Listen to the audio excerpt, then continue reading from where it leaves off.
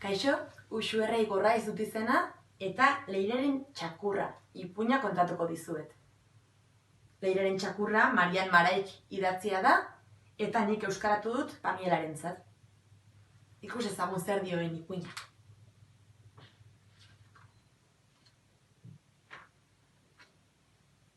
Leirek asko maite zituen txakurrak.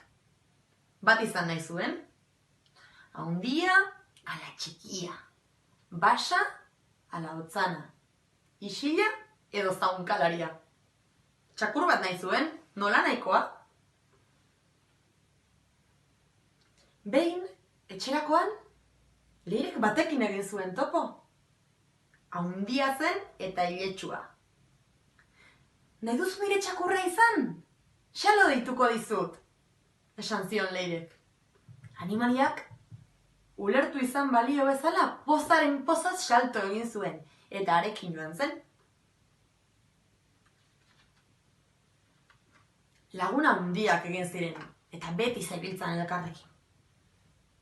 Une oro jolasean, lasterka, elkarri segika, arrantzara ere joaten ziren elkarrekin. Egunak joan eta egunak etorri, xalo handituz zijoan etengabe, haze hankak puskak zituen. Xalori, txakurkume guztiei bezala, izugarri gustatzen zitzaion jolastea. Eta jale bikaina ere bazen gainera. Baina gainerako txakurrek ez bezala, denetik jaten zuen. Baita basoko fruituak ere. Marrubiak, ahabiak, mugurdiak, denak jaten zituen. Bazen gauza bat, Sherlock beste txakurrek ez bezala egiten zuena.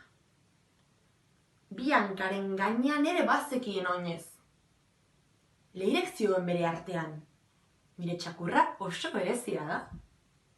Baina behin, Leirek albaitariarenera eraman behar izan zuen xalo. Beren txandaren esperoan zeuden bitartean, gainerako animaliak eta egin jabeak xalori begira ari ziren. Harriduraz eta beldurrez. Leirek ez zuen ulertzen zergatik zirenaren beldur. Xalo hain zen ona eta lasaia.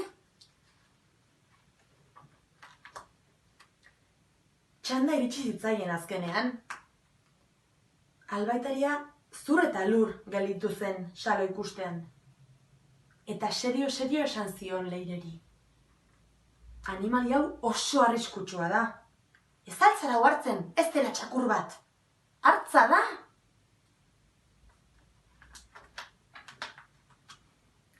Alferrikakoak izan ziren Leireren azalpenak.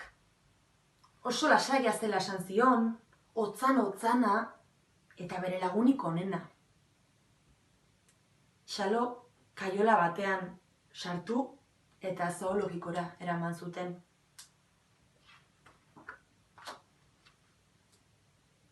Leirek egunero egiten zion bisita. Haunditu eta haunditu ari zen Xalo, baina triste zegoen beti. Bere janari gustukoena ematen zioten, baina zer gutxi jaten zuen. Zoriontsuagoa izanen litzateke, korrika eta jolasten, fruituak bilatzen eta arrantzan, horregatik dago triste, zioen Leirek bere artean.